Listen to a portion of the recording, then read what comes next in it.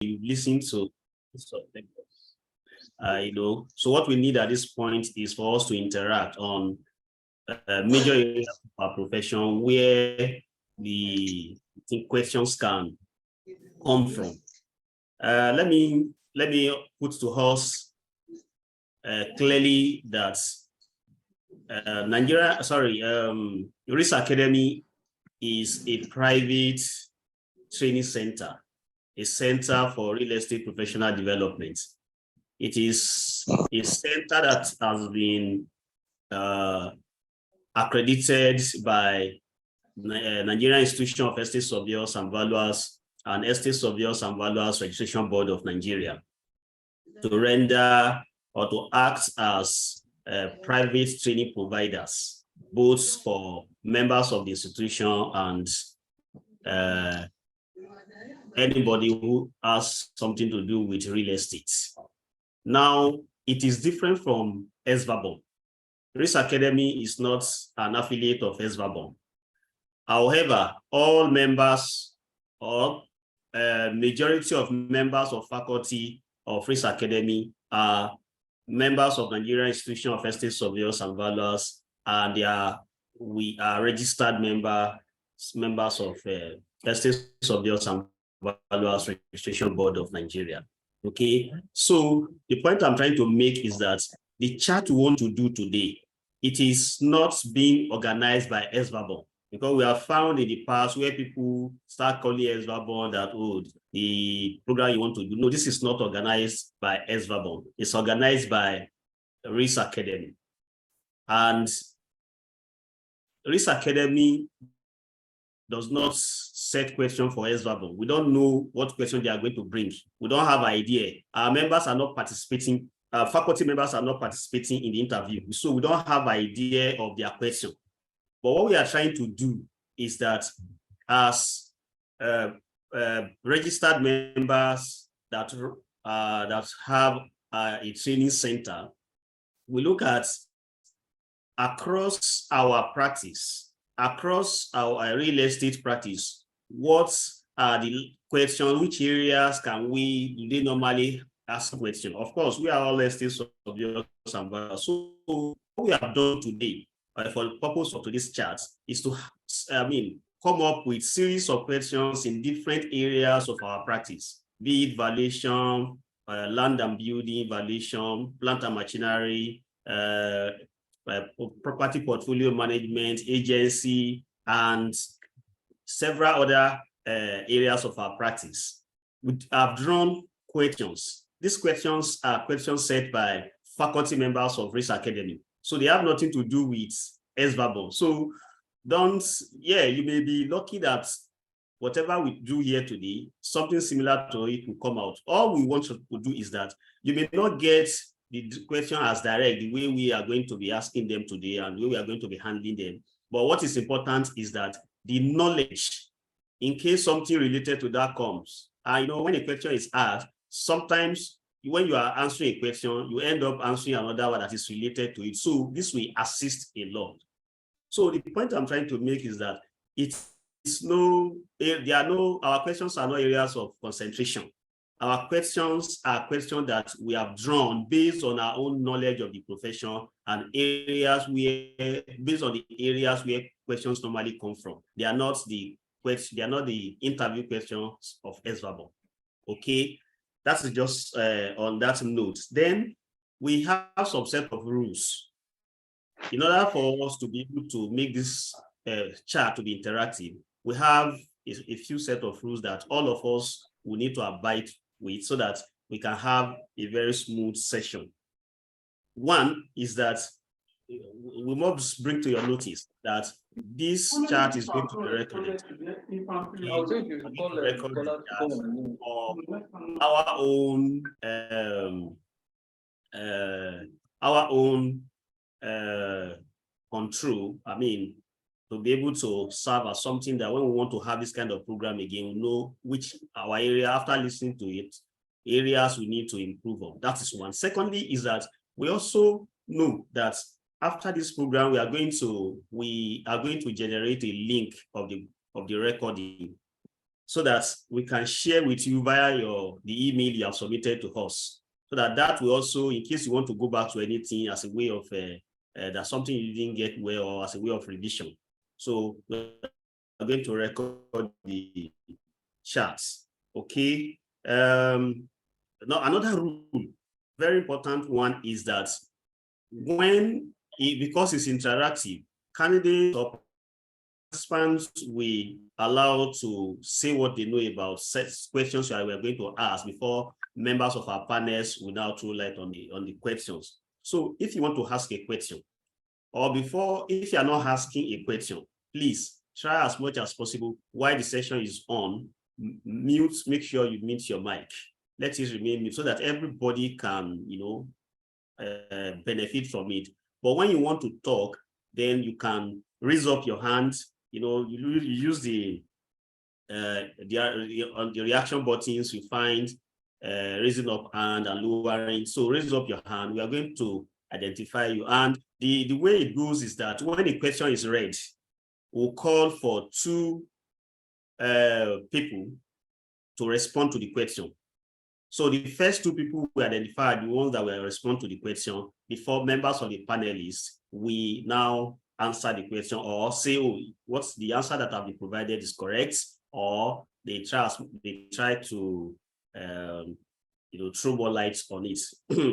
Okay, so that's how. So you need to raise up your hand, and we identify you. The moment we identify you, we recognize you. You will tell you to unmute yourself and respond to the question. And when you want to answer a question, please, we want to know your name and your location. It's very important because based on the data we've gathered, we have people from different parts of the country. We will have somebody from United Arab Emirates, from Qatar. We have people from different parts of the country. So just mention your name and your location, then you respond to the question after you unmute yourself. Then and immediately after answering the question, please try to mute yourself back again. So the rule are: one, when you are not asking any question, please mute your mic. When you want to answer a question, before you answer it, well, you have an idea of to answer a question, you have interest in answering, put up your hand, raise up your hand, wait for us to recognize you. Once we recognize you, since your names are there, we'll call your name, then you would answer. And in answering the question, please, want you to put on your camera. When you want to answer a question, put on your camera and tell us your name and your location. Then you answer the question. Okay. So I think if there's nothing I've left out, these are some of the things. So straight away, this is 10 minutes past 10 o'clock. We are supposed to be entering the session, but let me quickly, we have 61 participants. I think we can go ahead. So let me quickly introduce our panelists for today. And I'm going to start straight away by introducing our Director of Studies, Estate Surveyor and Valuer, Olalika Abodere. He's our director. I know most people know him. So he's our Director of Studies. Estate Surveyor and Valuer, Olalika Abodere. Please, can you? Good morning, noble colleagues. It's a pleasure having you around, and I do hope that your time with us will be worthwhile of it. As the ESC Committee has said, basically the only thing I want to add to what he has said simply is that number one, yeah, we are not ESVARBON. Our questions are not from ESVARBON. But two things that I need to add. Number one is that, well, we have the grace that ESVARBON has considered us registrable as external training providers. So we enjoy the registration of ESVARBON as external training provider. That's the one. Then the second thing is that so long as about estate surveying and valuation, you can be rest assured that definitely whatever we'll be discussing today will be very, very relevant. Because it's as good as everybody looking at the same syllabus, looking at the same practice, looking at the same texts. The idea will always be the same. So let us try as much as possible to be attentive So what we'll be discussing is going to take the form of question and answer, as Komodin has said. Then I have an observation. I don't know, maybe Komodin left that out, or maybe we are not complying.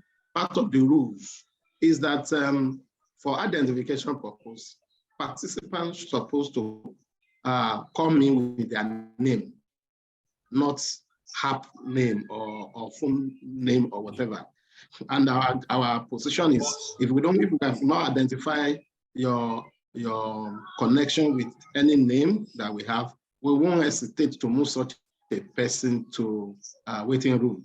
So I want to advise and request, seek your indulgence. Please, let's change the name of our, this application to our name that we have used, so that we are the one who have been part of us and why the person reserved the right to be part of this chat.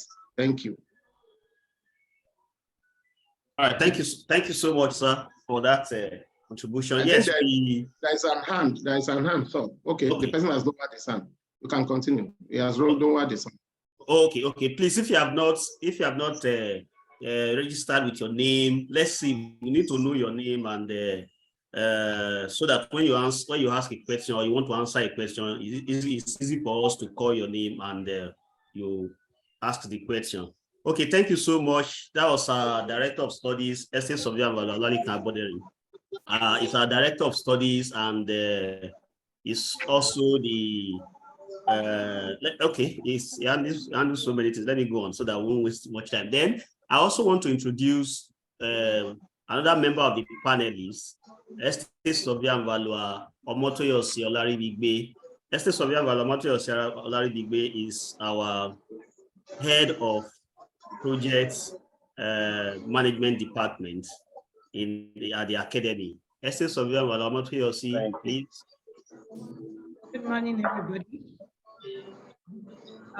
You're welcome to the ESVARBON chat. I think my Oga has said it all, and I hope that we are able to help. Thank you so much. Thank you. We also have in the panel Estate Surveyor Valua Ridwan Balogun, who together with other members of the panel will be standing in for property and environmental development. Estate Surveyor Valua Ridwan Balogun, please kindly greet the house. Good morning, noble colleagues in the noble profession. I greet you all and I congratulate you in advance that I'm very sure that you are going to find, the time you are going to spend with us this morning, you are going to find it very useful in your endeavor. So just keep that with us and let us be attentive. We promise you a very good outing. Thank you very much.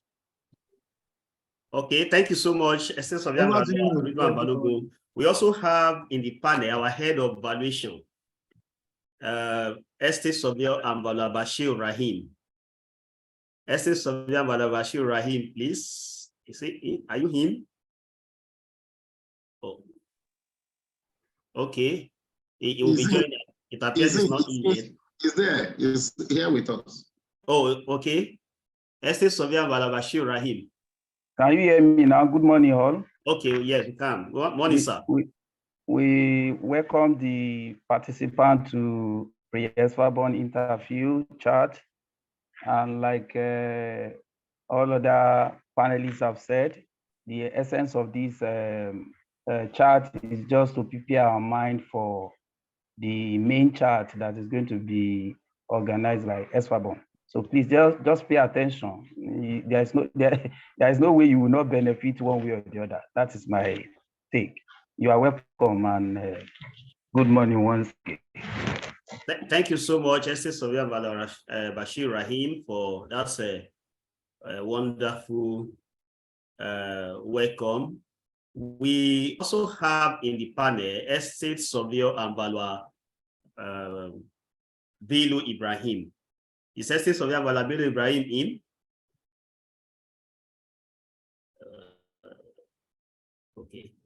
Okay. Estate Surveyor Balabilo Ibrahim, did I see his name just now? Okay. While we wait for him to join, if he has not joined yet, I can't find him here now. We also be having in the panel the very person talking to you now. My name is Kamaruddin Lawa. I will be combining some rules, okay? Both the rules of moderator and as a panelist. So I would, together with other members of the panel, will be standing in for property and portfolio management, property and facility management, and other general areas of our services. Okay, at this point, I want to introduce one very important person without whom we may not hold to this program. And she's no other person than our vibrant surveyor, Ms. Medina Okwade. She's going to be the one that will be handling the reading of the questions, and she will also be assisting me sometimes as the moderator of today's program. So Estate Surveyor Valua, sorry, Ms. Medina Okwade, she's an estate surveyor. It's an estate surveyor in the making. Any estate surveyor and valuer in the making. So Medina Tokola, please greet the house. Is she in? Yes, sir. Good morning to you all. You're welcome to Rules Academy. And we are happy to have you here. So please, you should take your pen and your books so that you can take note of information that will be said today. All the best in your exams. In your interview. All right, thank you. Thank you very much. Our estate surveyor and valuer in the making. Okay, without much ado, we are going to be starting the session. And we go straight to the first part of it. And before we start, let me, based on the schedule we have sent earlier, you find that we are going to have from now till 10 minutes past 12 noon, and we are going to have 30 minutes break. We'll come back again by 12:40 for the afternoon session. So can we, Ms. Medina, please, let's start. Thank you. So we are starting with land and building valuation.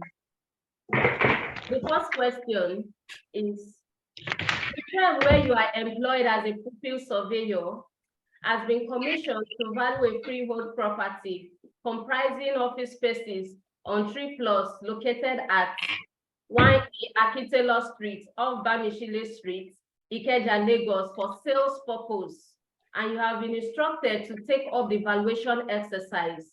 How would you go about it? Okay, so at this point, if you want to respond to that, please raise your hands for recognition. So Ms. Medina, please go over the question again so that, Okay, the question goes this way. The firm where you are employed as a pupil surveyor has been commissioned to value a freehold property comprising office spaces.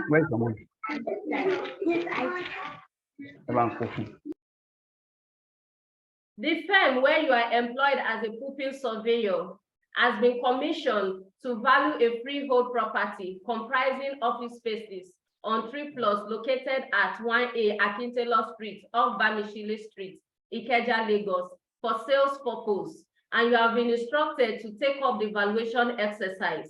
How would you go about it? Okay. Freehold property used as office space, your firm has been commissioned to value for sale purpose. How will you go about it? Properties is on Akintelo Close off Alena Avenue, Ikeja. Okay, I'm looking for hands. Hello, Kamudin. Hello, sir. Maybe for purpose of our participants that are not Lagos based, Okay. We should equally add that that is a commercial center. Yeah. Okay. So that with the knowledge of the environment, they will be able to approach that question appropriately. Notwithstanding, even if you are not in Lagos, wherever you are, off Allen or around Allen is a commercial center. So it's a built-up area commercial center. How will you go by this valuation? Thank you so much, sir. So that's a wonderful and useful addition. Okay, any hand up? There is this guy, Technos Park. Change this name to your name. I saw that you raised hand before, and I think you should talk now while we listen to one other person. Then before our head of valuation will respond to either accept whatever has been said or review or pass his comments. Technos Park 6, is he here or what? I'm seeing your face here. The man with cap. That's why it's important you come in with your name. So change this identity to your name, please. After the privilege time, we may have to move people to waiting room. Okay, Anthony, Zero, Joye, or what? Come on, then, please. Somebody has raised his hand. Okay, Mr. Anthony Arojojoye. Okay, please unmute yourself and respond to the question. Yeah, good morning, everybody. Good morning, sir. I think the very first thing one needs to do is to go and do some questionnaire around that area to know how much land is being sold in that area, and to know the amount of per square meter before one could go before one could do the valuation properly, sir. Okay, thank you very much, Mr. Anthony. Does anyone want one more person to? Okay, I have. Okay, Sunny, the same person. Sunny Salisu. Let me first of all appreciate the fact that Sunny Salisu has complied. He's the one that raised his hand and he has changed the name. So you are welcome, Mr. Sunny Salisu. Please, you can go ahead. While Komodin will continue. Pardon? I think this is a lady. No, Sunny Salisu. I'm seeing his hand raised up. Yeah. Yeah, please unmute yourself, Mr. Sunny Salisu. Unmute yourself. Yeah. Okay. Go ahead. I don't do so. Okay. Where are you joining from? I'm joined from Abuja. Abuja. Okay. All right. Go ahead, sir. Hello? Yes. Go ahead, sir. Thank you very much for organizing this wonderful seminar for us. First of all, in handling the question, you have to make inspection of the location and find out the market trends of the location. When you find out the market trends, that is in terms of rental value, because in carrying out the valuation, you have to apply a capital value method based on the record of transactions in a particular place. That is the rent going. First of all, you have to know whether if the property is occupied or not, so that you help you determine all aspects. I think that's the first step to take carrying out the operations, making the records of the transactions. Because maybe we are going to be able to apply two methods that we have for valuations, carrying out our valuations. I think that is the best solution.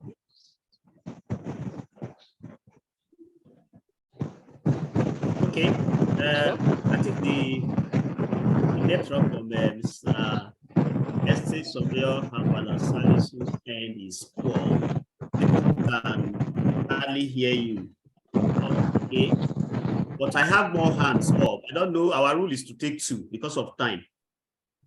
I don't know. Let's give one more chance because the response is not okay. I think we have a female. We have a lady. And let's hear from the lady. Okay. Yes. Mrs. Titilayo, Miss Salisu. Yes, sir. Good morning, everybody. Good morning, noble colleagues. And Yes. then good morning. Are you joining from Lagos or Abuja? I'm joining from Lagos, sir. And good morning, my wonderful, amazing panelists, Mr. Bodering, Mr. Lukman, and then Mr. Balogun. I want to use this medium to appreciate you all for all you've done for us, right from 2021 to the present moment. Yeah, Thank you. Oh, sorry, a call just stated that as a people surveyor, you are not empowered to carry out a violation exercise in the first instance. And then if such an exercise is going to be done, it has to be carried by a professional who is not a pupil surveyor in that organization. Everybody has spoken well. So that's all I've got to add to it. All right, thank you so much. That's another dimension to it. And it's a fantastic one. Okay, our head of valuation, I think because of time, let's have your contribution.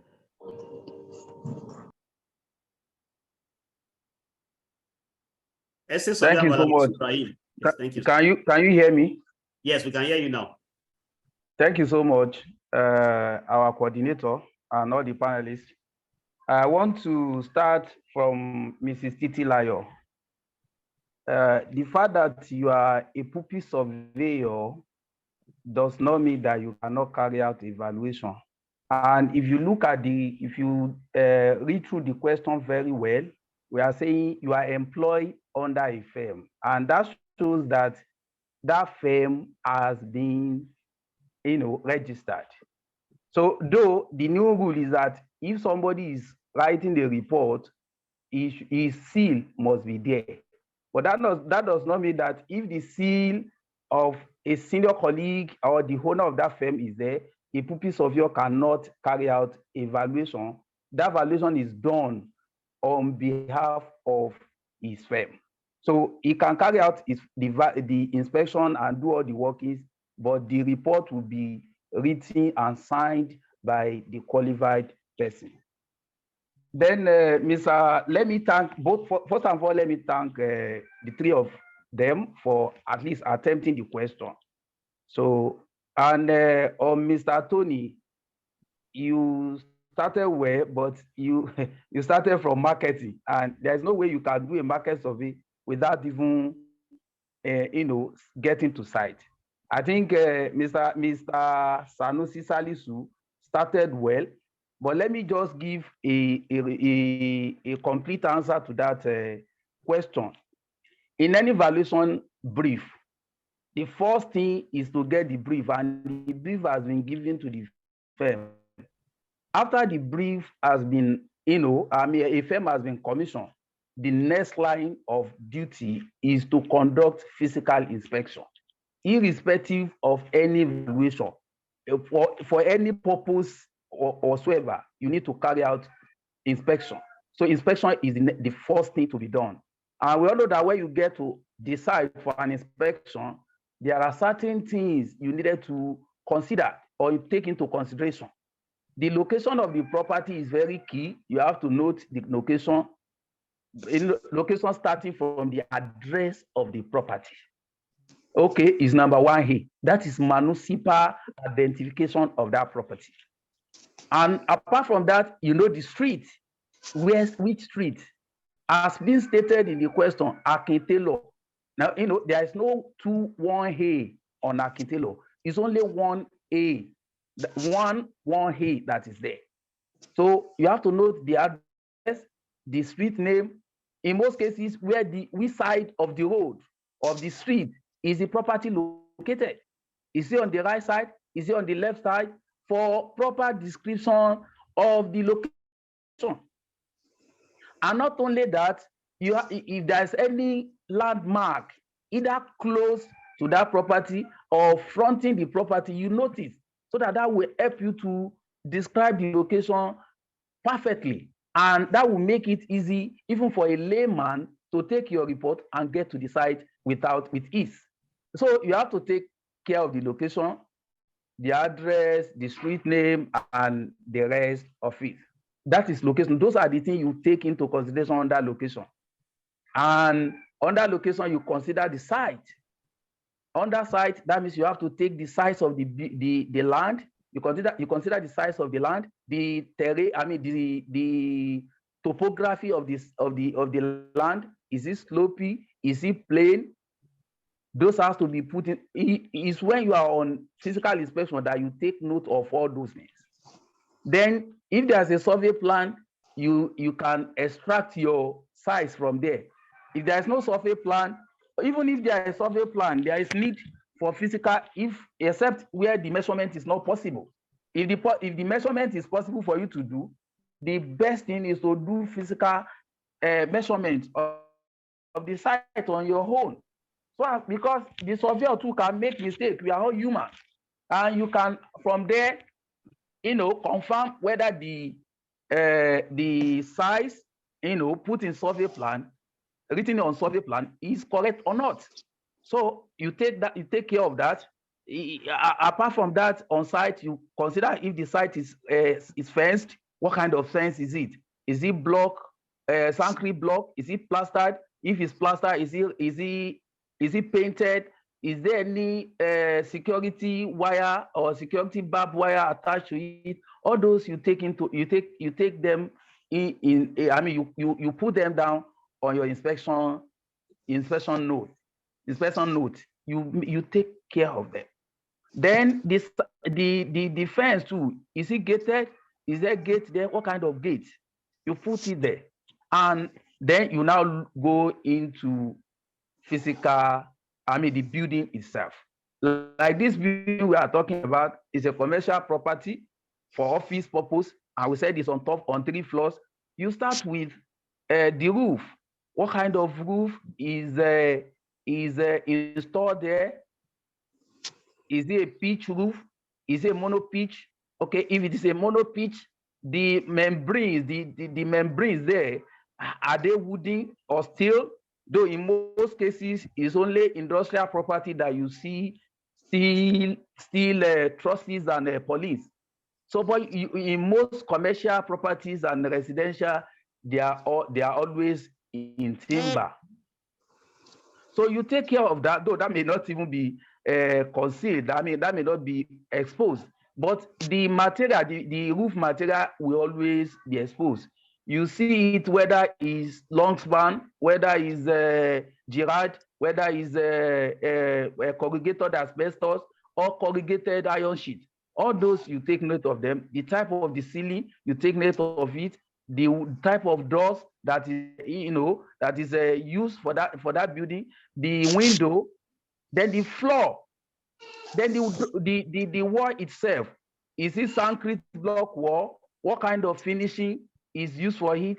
Then you now take into consideration, because we are talking of 3 floors building. I mean 3-floor building. Then you put the staircase into it. And when you are considering staircase, you need to know whether it's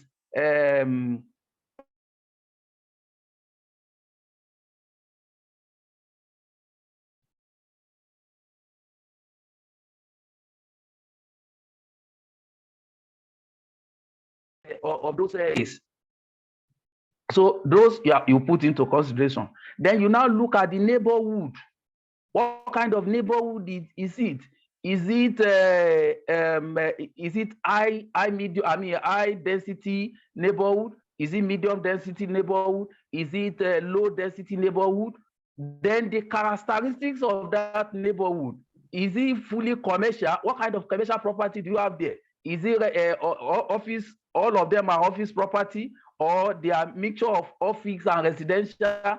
Like this neighborhood we are talking about off Allen is majorly, let me say 95% commercial. That's along Allen. But anything off Allen, you can see residential. but it's predominantly commercial.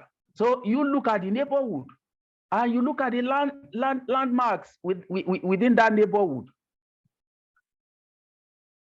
So all those things, you put them into consideration while you are on site.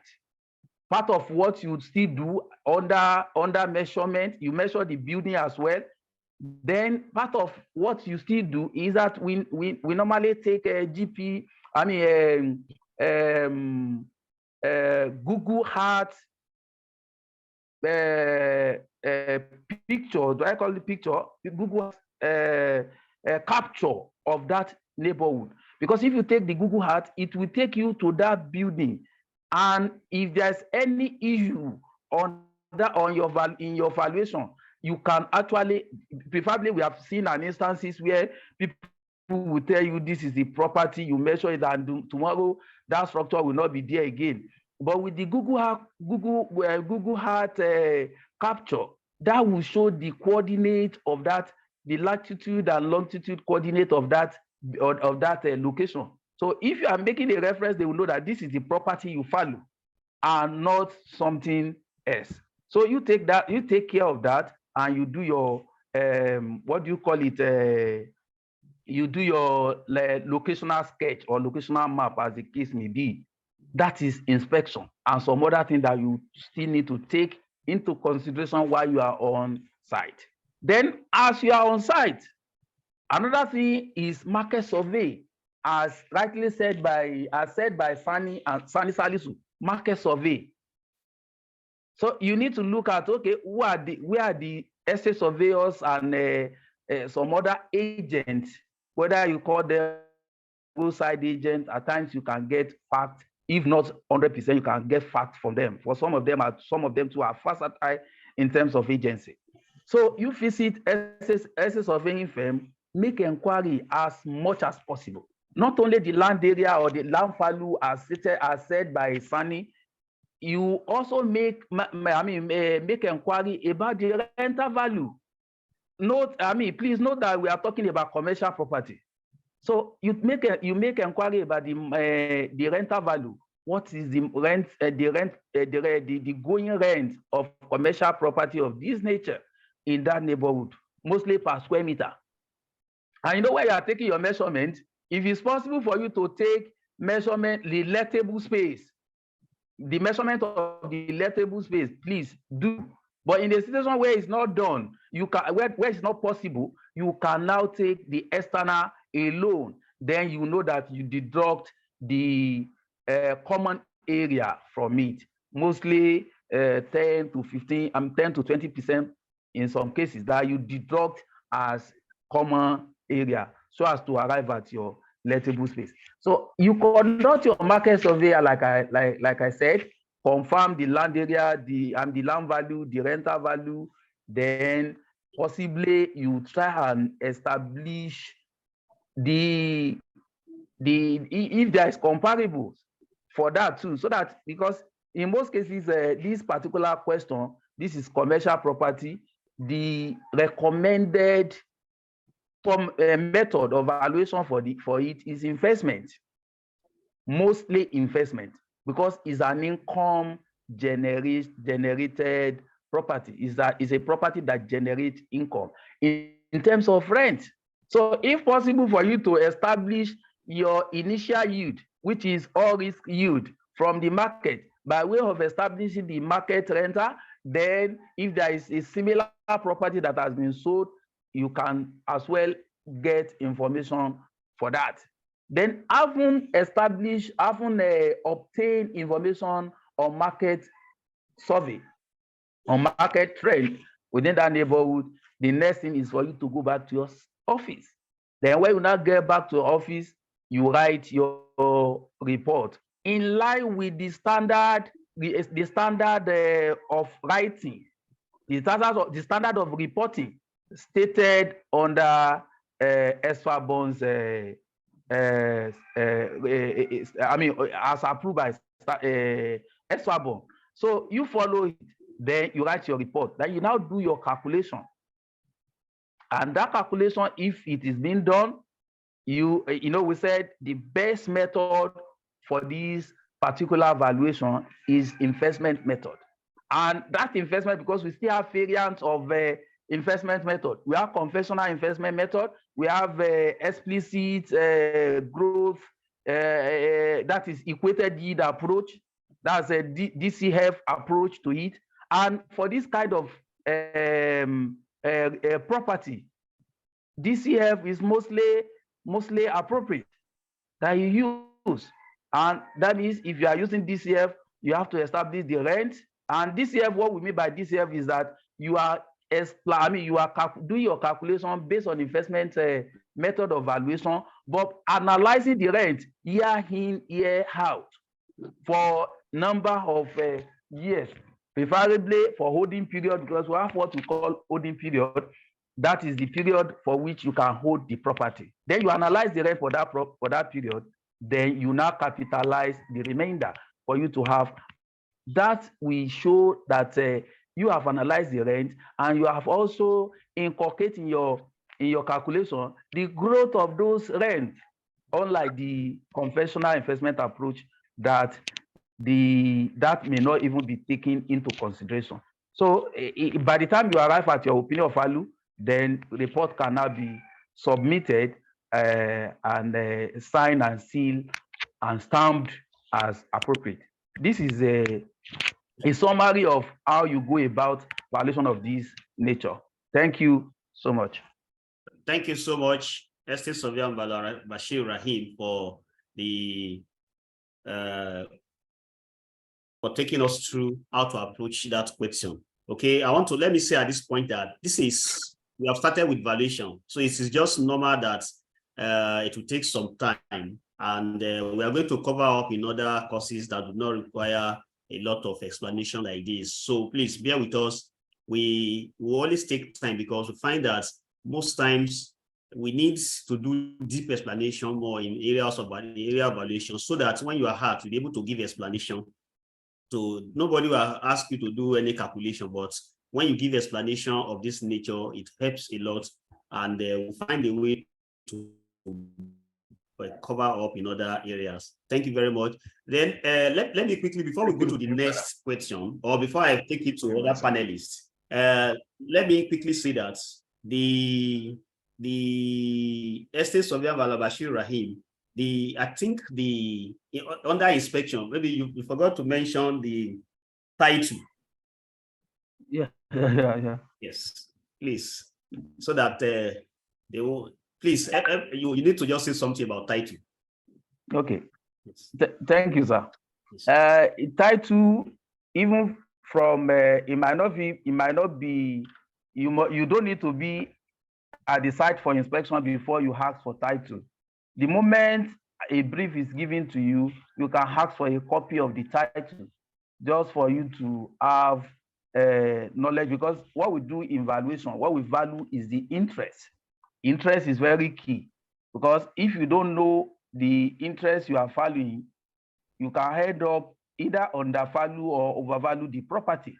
Because, for instance, for somebody who has a 99 years lease, cannot be, his property cannot be valued the same way, even if the property is side by side and they are prototype. It cannot be valued with the next one that has 40 years or even less than 40 years. Some may have less than 10 years. So in that scenario, you have to know, you have to establish what title the person has. And it's the title that will determine the extent of your valuation. So it's very key that the title is being demanded for when you are doing valuation. And that will not even at times there may be issue with the title. Most especially if it is mortgage now, you still need to conduct some few searches, except in the situation, because most of the banks, before they can issue, I'm talking about mortgage now, please, sorry that I'm diverting. In some banks, if you are filing for mortgage, the first thing they will do is that their legal department will conduct search. If the search is, if the report of the search gives a clear bill of health on the property, that is when the instruction to commission a valuer will not be given. So if you are doing for valuation of a bank, at times you may need to do your extra due diligence, but in most cases, if that is not done, that might have been done by the bank. So what I'm saying in essence is that the report, the title is very key, because that will guide you as to the extent of value, that opinion of value that you will disclose at the end of the day. Thank you, our coordinator. Thank you very much, sir. Yes, any other member of panel who wants to say something quickly before we move to the next question? I think our director of study wanted to say something. I saw. What did you see? Hello, sir. What did you see? I think I saw a reaction on the screen suggesting that you wanted to say something. Hello? Hello? Okay, anyway, you mentioned one of everybody's hearing me. Hello? Hello, okay, we can hear you now, sir. Okay, thank you. Well, yes, Bashir has explained.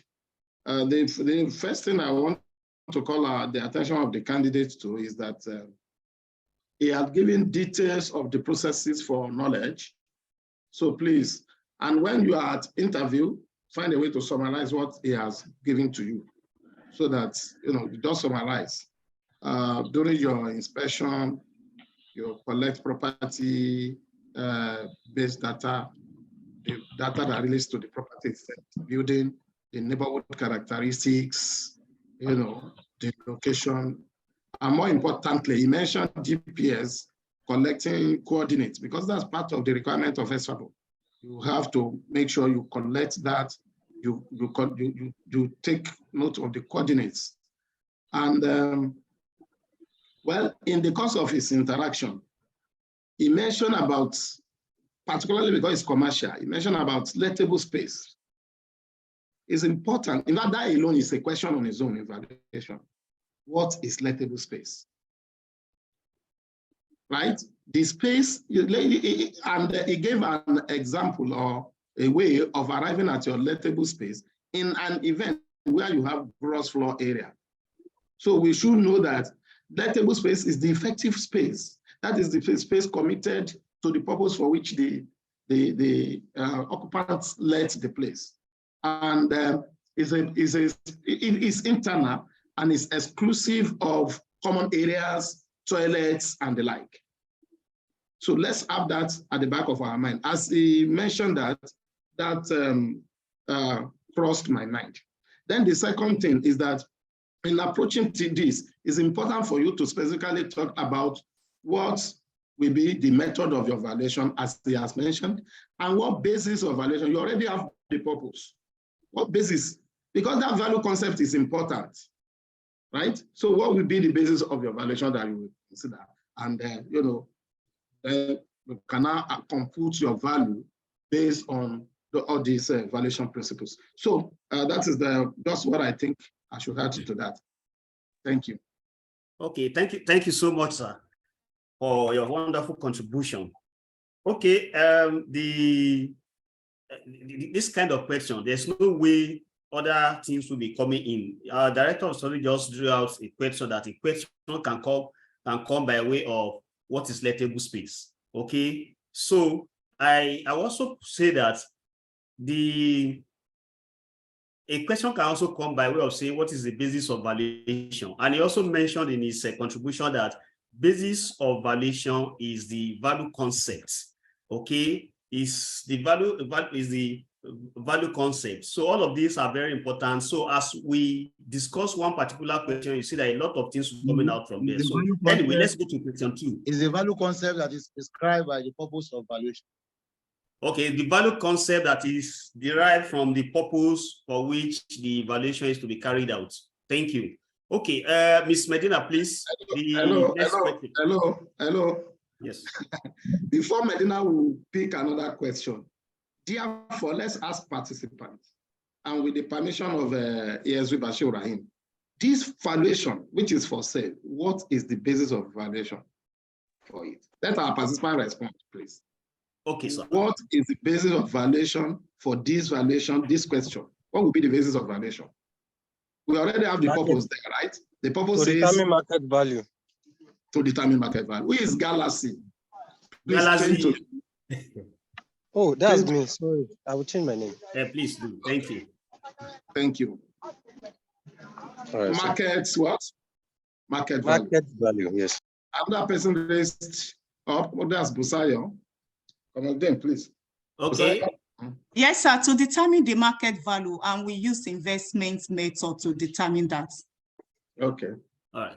Thank you so much for I that. think that's good enough, right? Yes. But may I ask a question again? Sorry. Assuming is for purchase. Assuming is for purchase. What will be the basis of valuation? Okay. Let me see. You have somebody that has raised up his hand already. Come on in. Okay.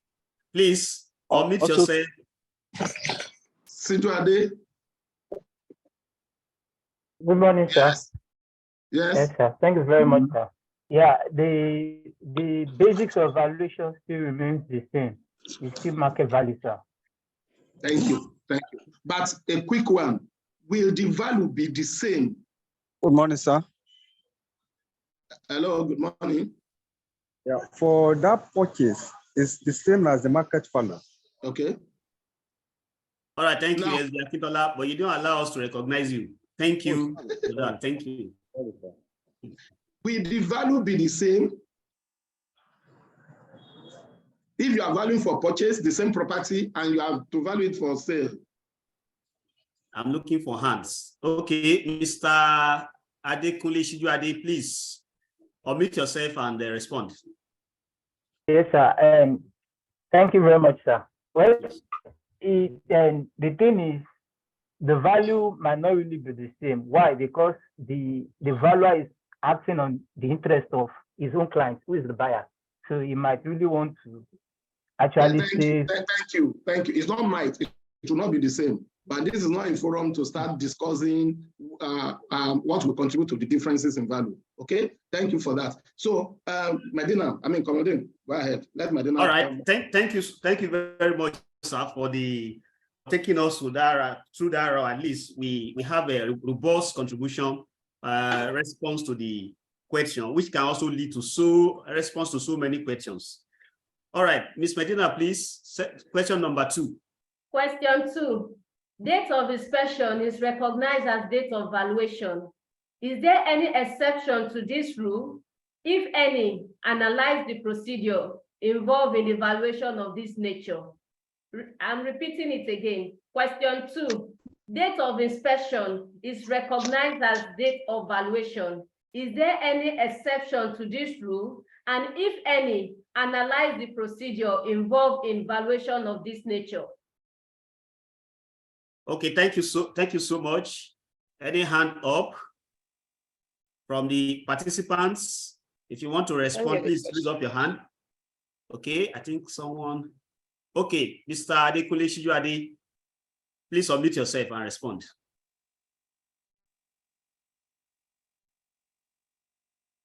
Mr. Adekunle Shijuade, please unmute yourself and respond.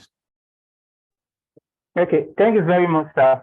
Yes, the reasons why the date of inspection wouldn't be the same with the date of valuation is, one, if you are valuing for COVID valuation, so the date of the valuation won't be the date of the inspection, rather it will be date of the death of the person you are valuing for his COVID, because we are valuing for his sweat and his sweat while he was alive. And another thing why the date won't be the same is valuation for taxation, valuation for inclusion, what do they call it? Rating, inclusion in rating list. If we are valuing for inclusion in rating list, then the date of valuation will be the date as at when the last valuation was done, not the date you are valuing. And what could actually talk to it is if, as at when the valuation was done, your own property have not been built yet. So maybe after the valuation was done, then your own property was built. So they will have to value it to include it in the rating list. And then for that case, the date of valuation will be the date of the previous rating valuation exercise and not the date the valuation was, the inspection was carried out. Thank you, sir. Thank you so much, Mr. Shijuade, for the wonderful contribution. That I saw somebody raise his hand, Mr. Sani Salisu. Mr. Sani Salisu, are you still raising up your hand? Do you still want to respond? Or your response has been captured? Okay, I can't find this. I think Kudrat Tiamiyu is trying to wave hand. Am I right? Kudrat Tiamiyu. Okay. Unmute yourself.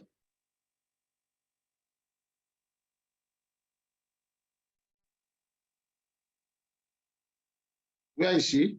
Okay, can you proceed? Okay. You are trying to wave your hand, no, right? Sir. No, sir. Okay. No, sir. Okay, that's all right. So, coordinator, move on, please. Okay, thank you so much. Any other hands? Yes. Okay. Yes, I have. Okay. I have Mr. Olabodi Bayodi. Please unmute yourself and respond. Good morning, sir. Thank you very much, sir. Thank you. In addition to what has been said before, I think one major reason why can you hear me, sir? Yes, we can. Okay. I think one major reason why the date of valuation and the date of inspection is different is because after the inspection, if anything happens to the property, the report will indicate that very day and not capture whatever happens beyond that day, sir. You may have to review what you have said, though. Please repeat what you have said first. Let's be sure we had you right. Okay, so I say in addition to what has been said before, sir, one major reason why the date of inspection and date of valuation is different, will be different, is that if anything addictive happen to the property after the inspection, the valuation will not capture anything of such. The report is basically on that specific day, the specific day of inspection, sir. That is anyway. Let's okay. Thank you. Thank you very much. That seemed like confirming why date of inspection is date of valuation. Okay. ESV Bashir, please.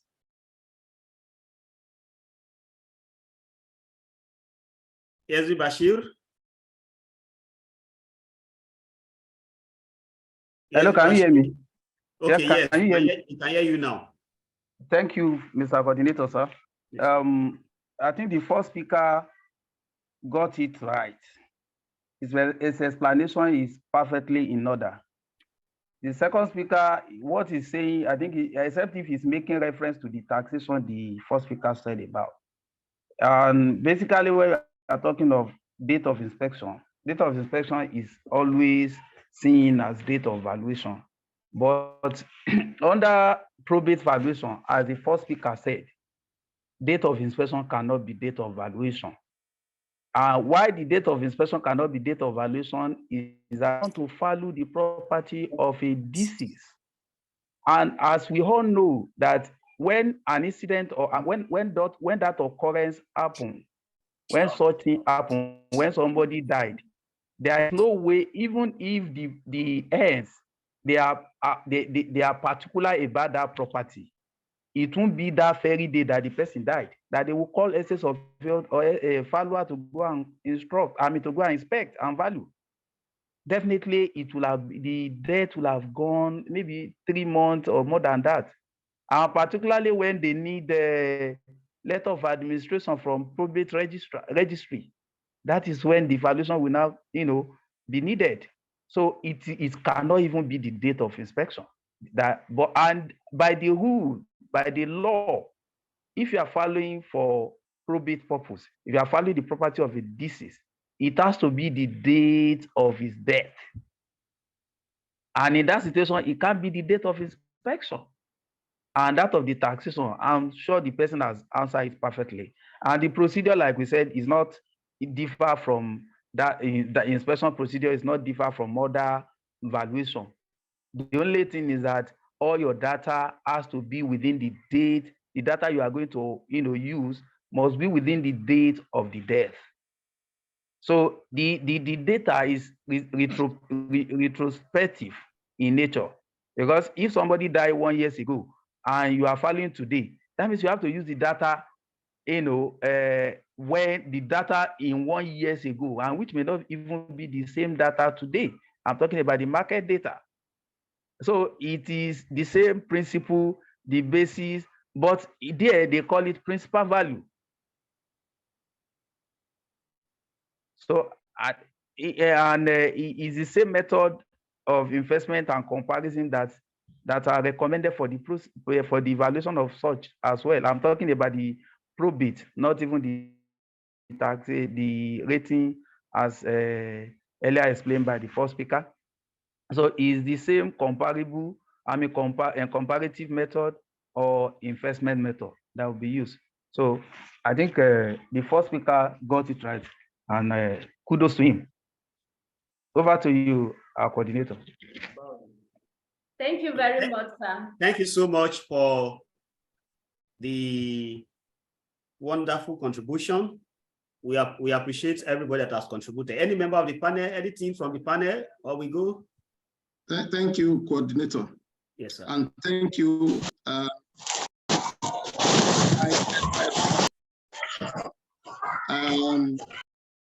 God will continue to increase you in knowledge.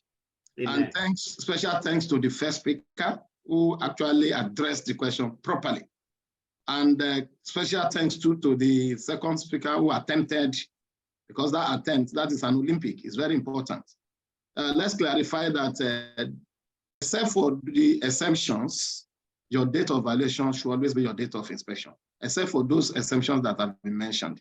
There is another case of a third exemption where it has to do with when there is to be reappraised, if there is to be a reappraisal of evaluation job that have been done, but principally the two exemptions have been mentioned. Now, the one I want to add, so for the second speaker, please take note that your date of inspection is fundamentally your date of valuation, except for these exemptions. And is a fallout from our response, particularly when it is for inclusion on current rating valuation list. There is a fundamental principle that prompts this, that prompts that position. What is the name of that principle? Under what terminology does it arise? This is for audience, please. I mean, for our participants. Okay, participants, let's have your hands up if you want to respond to that question. What's the technical name for that?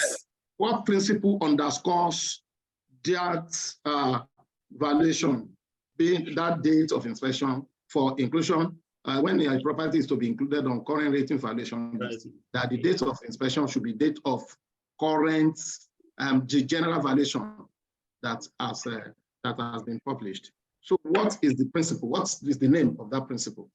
What's the name of the technical name of the principle? Any hands up? I think there is a, no, it's my guy that is raising hand. It cannot be raising hand. Okay, please unmute yourself. Nobody has raised hand though. Have you seen anyone? I thought you said you saw one. Okay.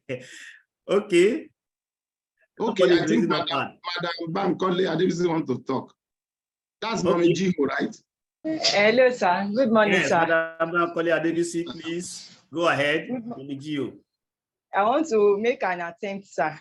I want to say that it will be based on rebus sanctibus. That is, you value it as in its existing state.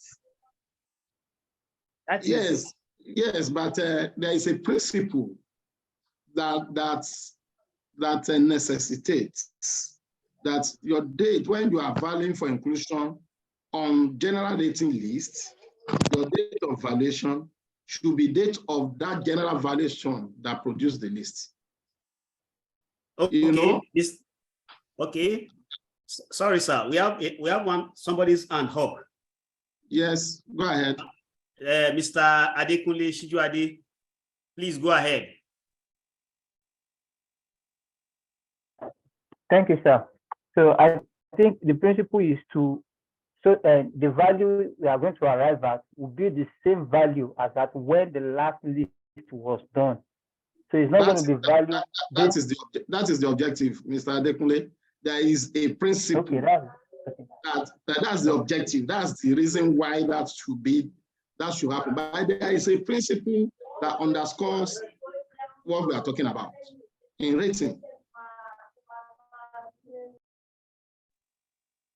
There's a technical name for it.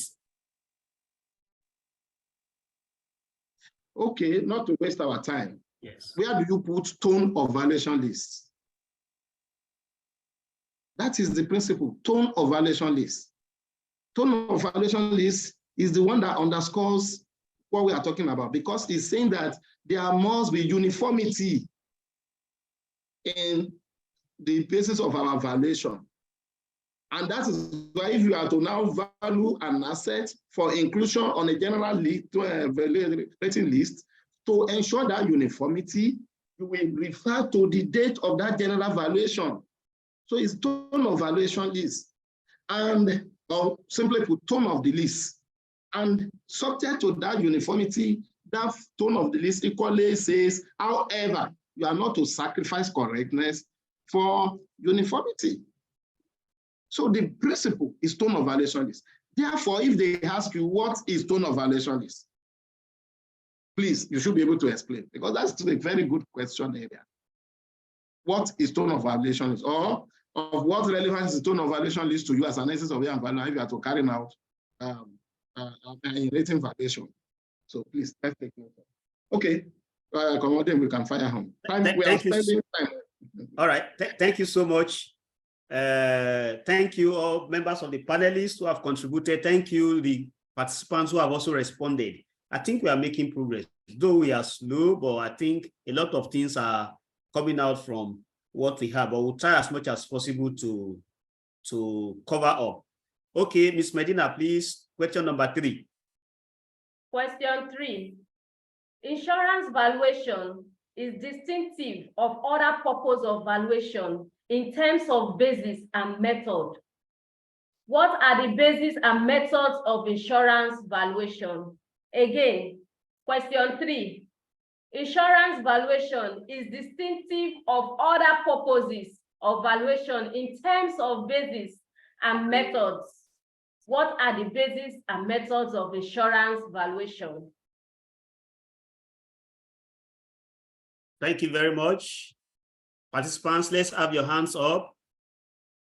Yes, let's have your hands up. Who is responding to that? I can't find any hand yet. Okay, I have one. I have 3. Oh, okay, please. Gender balance. Let me start with the lady. Okay, Mrs. Titi Layomi Salisu. Please unmute yourself and respond.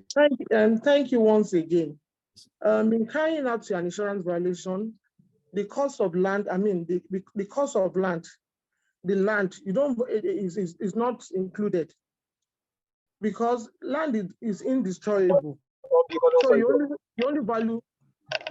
only consider the fittings and the furnitures. The value of the land will be subtracted from the valuation report. All right, thank you so much, Ma. We have Mr. Oluwaseun Akintola. Yes, please. Akintola, yes. Sorry, Akinola. Mr. Oluwaseun Akinola, please unmute yourself and respond. Mr. Oluwaseun Akinola, unmute yourself, please, and respond. Oh, okay. Mr. Akintola. Oh, Akintola, Mr. Oluwaseun Akintola, sorry. Mr. Oluwaseun Akintola, please unmute yourself. Mr. Oluwaseun Akintola, where did you join from?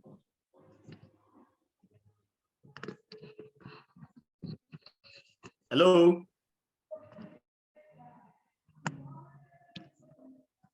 Hello? I think he has audio. He's trying to talk. He has challenges with his audio. Okay. Why? Are you on now, Mr. Akintola? Oh, he's still having this challenge. Okay, Mr. Abiodun Sami, can you take the floor while Mr. Akintola will then come thereafter. Mr. Abiodun Sami, please. Good morning, unmute sir. yourself and respond. Good morning, sir. Good morning. Good morning, sir. Morning, sir. I'm Abiodun Sami by name. Okay. And I'm from Kaduna. Okay, thank you. Okay, the basis for insurance valuation is reinstatement and indemnity. Indemnity, yeah. Okay. Okay, That's the methods. question, right? That was method. Reinstatement and indemnity. That about method. Methods. What method? For insurance valuation, we use comparison. No. All right. Hello. All right. Thank you, Mr. Sami. Panelists, kindly permit me to take one more response before I have here Miss Busayo Adegoyi. Please kindly unmute yourself and respond. Mrs. Busayo or Adegoyi, please. Yes, sir. Thank you, sir. Okay, sir. The two bases of insurance valuation are indemnity and reinstatement. And the method is that you apply is the cost method of valuation. Cost, okay. It's not cost you. Okay. Depreciated. Thank you. Oh, sorry. Method. Depreciated. Okay, replacement cost method. Yes. All right, thank you. That's very interesting. But let me say that so that we can have a hold of the program. Please, well, after your response, try as much as possible to mute yourself. Let's get the other person's friend. We just want to have diverse idea. Okay, somebody may not be totally correct, but that's why we are here to know the correcting. Thank you. I'm sorry, we will not be able to take more responses. Let's because of time. Let's go to the panelists. Our head of valuation, are you still with us? Hello, Mr. Bashir Rahim. Yeah, I'm still with us. Okay, thank you, sir. Yeah.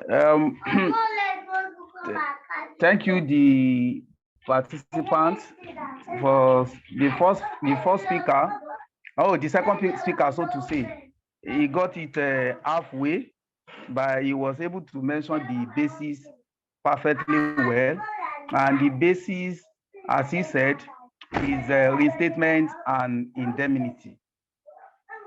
And the method is replacement, that is for reinstatement, then depreciated replacement cost for the indemnity.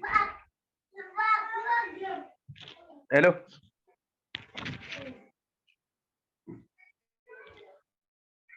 Hello, coordinator, please.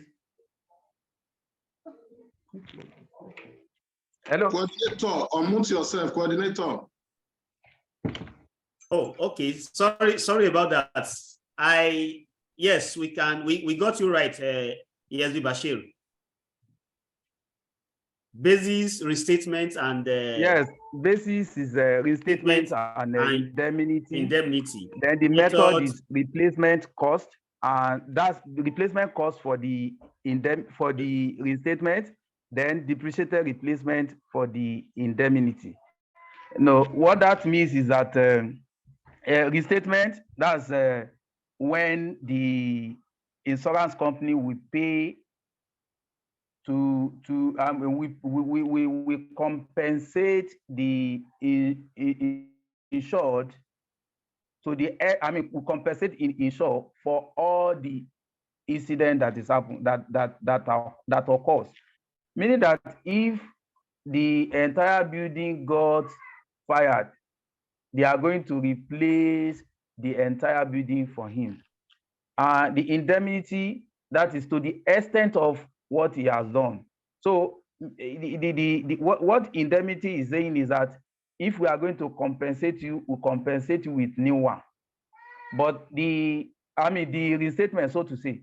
But the indemnity is that we are compensating you to the extent of the state of your property before the occurrence. Meaning that the state of your property before the occurrence of the incident of the fire, that is the state, that is the value to which insurance company we compensate you or give you the claim. But the other one, when anything happens, they will just give you a brand new property. And like the other man said, the land value is not needed here because land is indestructible and it will still be there. And that is why when you say restatement, giving you a new property, that is why the method will be replacement. So how much will it take to replace a new one for you? Then the other one, depreciated replacement, you have to depreciate so that the state of that property before the occurrence of the fire will be reflected. And in most cases, the insurance company would prefer to pay in cash in terms of indemnity and to the insured. But for reinstatement, they will prefer to do it, to carry out, to reconstruct the property, a new property for the insured. So that's just a little explanation on the difference between the reinstatement and indemnity. Over to you, our coordinator. All right, thank you so much, Yezri Bashir, for the wonderful response. So as a way of emphasis, land value is not added to in insurance, in the case of insurance valuation, for a singular reason of a singular reason that land has an attribute, and that attribute has one of its attributes is that land is indestructible. Okay, thank you. Any other thing from the panelists, or we go to the next? Okay, thank you. I have comment to the participants. All right, sir. Go ahead, sir. With all these explanations and the background and even the further explanation made by ESV Bashir Rahim, our professor of valuation, as far as Risk Academy is concerned, my question to the participants is this: quantitatively, in value terms, how will you reflect, or how will you arrive at value concept under indemnity basis as different from under reinstatement basis? Quantitatively, in value terms, with the background explanation Subhashio had given, what will it be required of you? What would you have to do to arrive at a value that answers indemnity basis or that fits into indemnity basis as to compare to the value that fits into reinstatement basis? That is for the participants. Okay, participants, please. I hope we got the question. Participants? Participants? Hello, sir. You have one hand. Okay. You have one hand. Esther Sofia Mbalwa Akintola, please go ahead. Under the indemnity, I haven't know the gross area of the building and the cost unit, which is actually be on per square meter.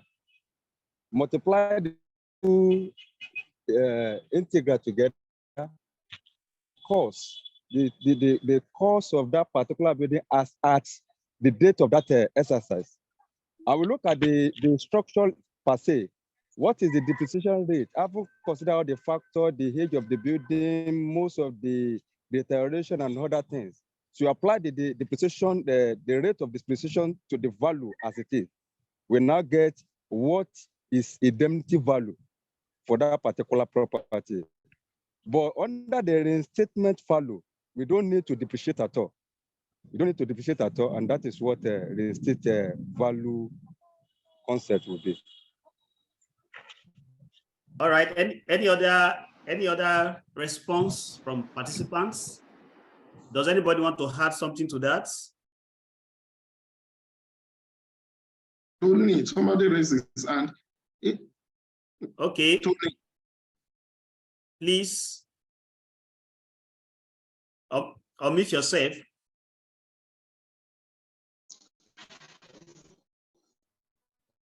Please unmute yourself and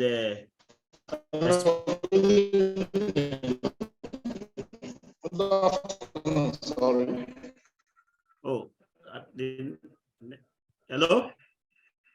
I'm responding from Abuja. Okay, thank you so much. I'm responding from Abuja. Yes, we got that. Please go ahead. Thank you so much.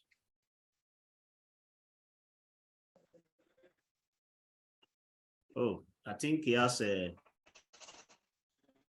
something with this Abuja network. This is the second time we're having. Hello?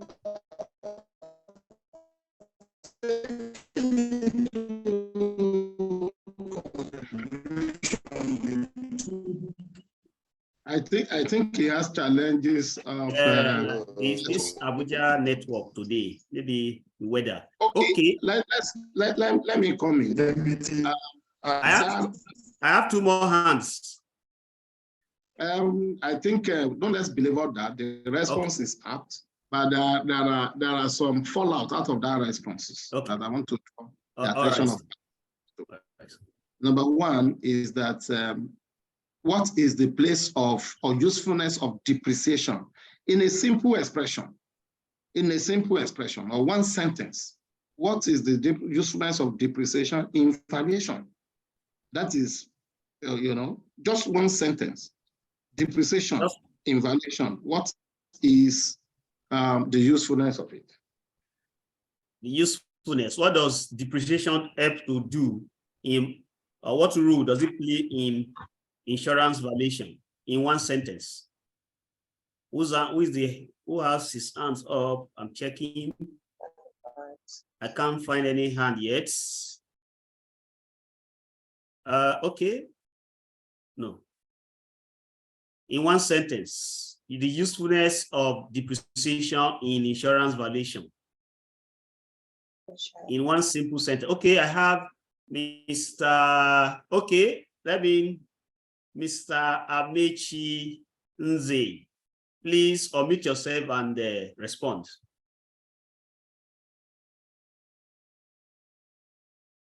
Good morning. Mr. Amechi, you okay? Morning. Yes, sir. The usefulness of depreciation is that what it does is that it reflects it brings the value of the property to the current state of the property as at that point, after that day.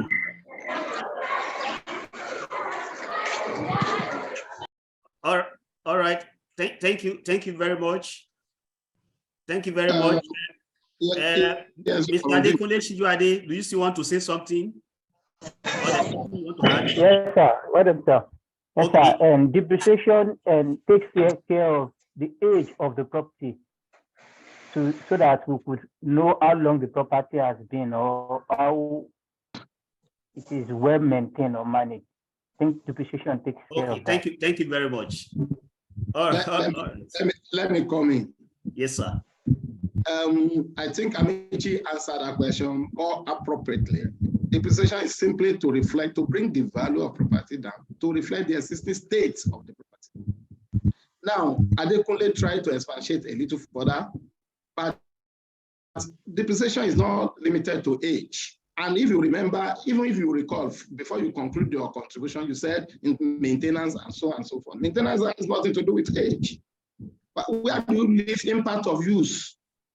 And you see, because if you consider straight line method, for example, everything is about age. But experts in the field have realized that I mean, age is not the only contributing factors. And therefore, there are other models of calculating depreciations that, you know, have come to capture intensity of use, degree of usage, even some capture maintenance, like your age life depreciation model and so on. So I think the best, in the same simple sentence, is to reflect the value of a property in its existing state. Now, in a single phrase, valuing a property in its existing state, please, a single phrase, what do you have for it? If you have to express it, a single phrase. Now, valuing a property in its existing state. Yes. Any hand up?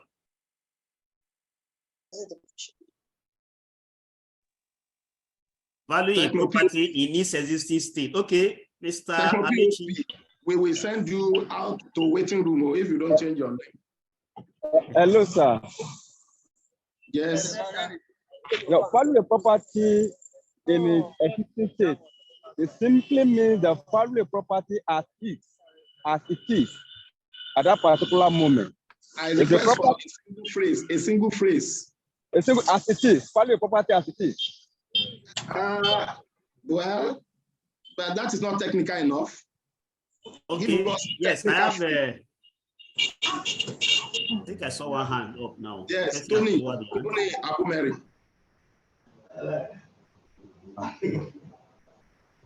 Tony Akumeri, go ahead. Okay, Mr. Tony, go ahead. Unmute yourself, please.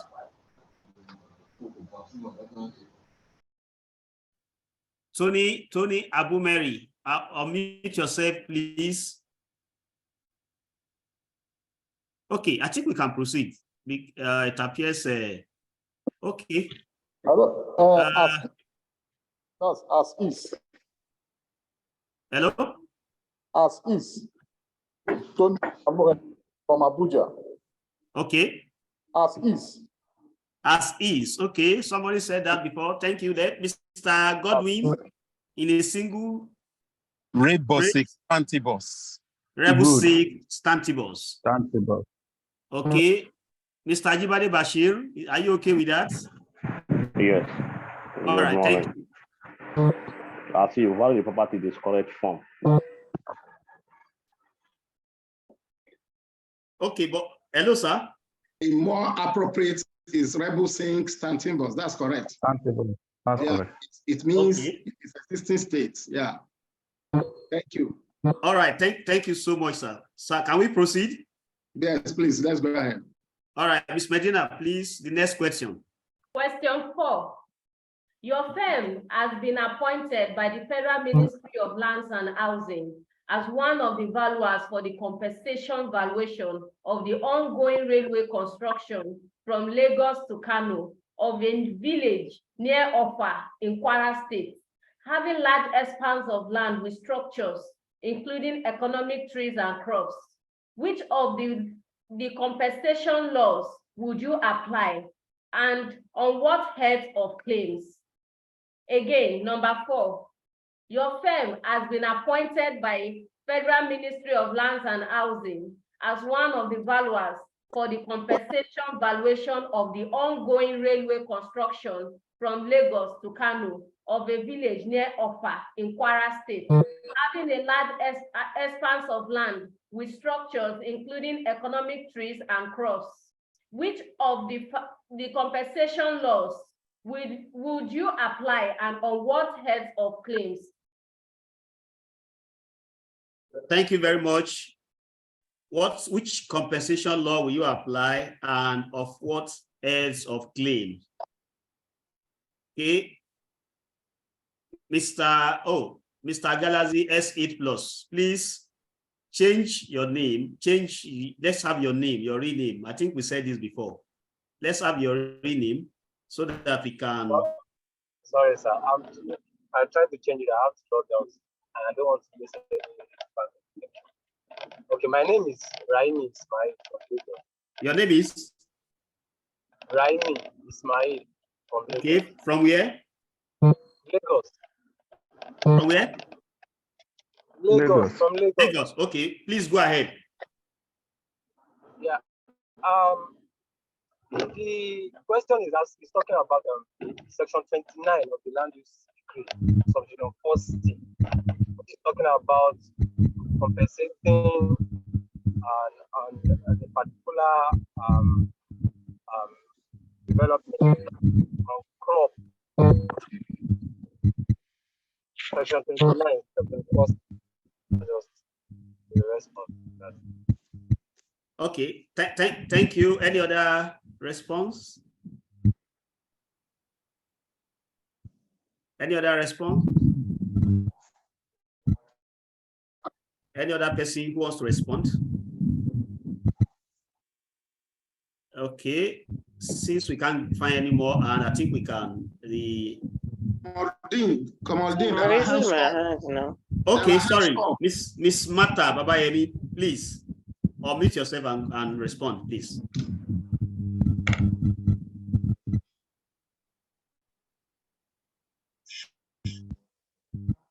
Go ahead, please unmute yourself, Mata Babayemi.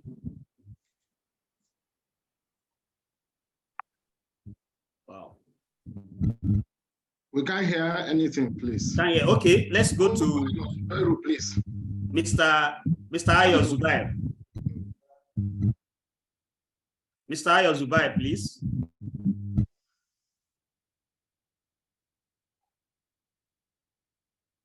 What's happening? Ayo Zubair, you have unmuted yourself, but we can't hear you. Okay, Ms. Bankole Adebisi. Thank you very much, sir. The reference point of compensation of land today is the Land Use Act. Then section, just as the first speaker has first said, that compensation according to section 29 compel government and its agencies to pay compensation. So under the heads of claim, we have 3 heads of claim. The one for the land, the ground rent for the current year, in which if that person pays at all, then the DCR will be used to determine the value. Then under the building, the unexhaustible improvement and installation. Then under the economic trees and crops, payment of such will be provided by the Ministry of Agri and Cooperative. Do you hear me, sir? Yes, thank you very much for that wonderful response. Thank you. I think let's go to our head of valuation now, so that we have had 2 responses already. ESV Bashir, please. Thank you, Mr. Coordinator, sir. Mrs. Adebisi got the question right, and kudos to her. In fact, she has even provided more than what was asked of her to the question that we asked her to provide an answer to. Because we said heads of claim, we didn't ask him to give the quantum of heads of claim, and she has actually given that. Thank you so much. Over to you, our coordinator. Thank you so much, sir. Any member of the panel wants to contribute? Hello. Hello, sir. I don't know if I heard Adebisi very well. He had he explained the process. When the land value being ground rent for the year, if it has been paid, should I mention this depreciated replacement cost? Depreciated replacement cost is for unexhausted improvements, not for land. It's for unexhausted improvements. That's just the thank you, sir. That's what because of the weather, I was trying to do something alongside this for the unexhausted. Yes, sir. Okay. Thank you, sir. Yes, sir. All right. Thank you very much. Shall we proceed? Ms. Medina, let's go to the next question. Question 5. Kindly explain the distinction between severance and injurious affection in compensation valuation. Again, question 5. Kindly explain the distinction between severance and injurious affection in compensation valuation. Okay, thank you very much. The difference between severance and injurious affection in compensation valuation. Now, participants who wants to respond to that?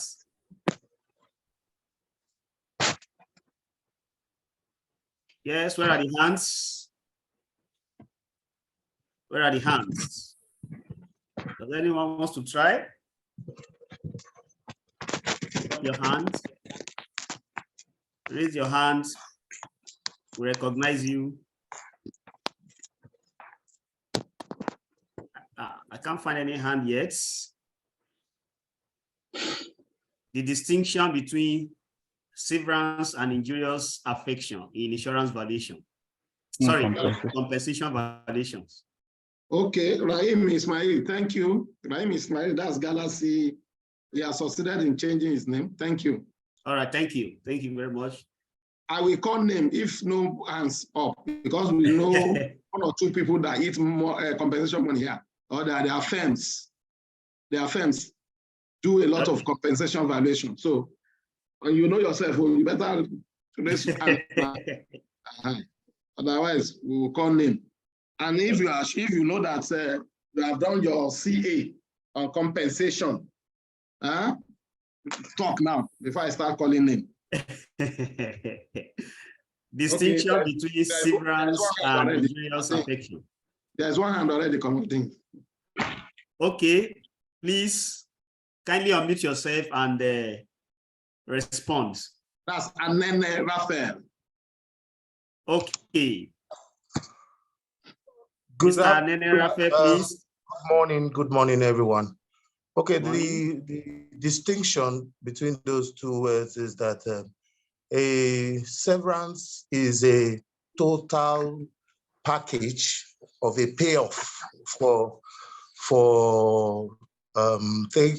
take for instance, a company changes hands and they negotiate with their staff for them to give them the option to leave. Why the injury in the other word has to do with a particular claim that you were being affected on the job, or you had a case of some injury on the job on a job. So that's how I think that's the distinction. Like, I think I've been able to attempt the question. Thank you. Okay. In compensation valuation. Any other person wants to try? Ayo Zubair, please. Okay, Mr. Ayo Zubair.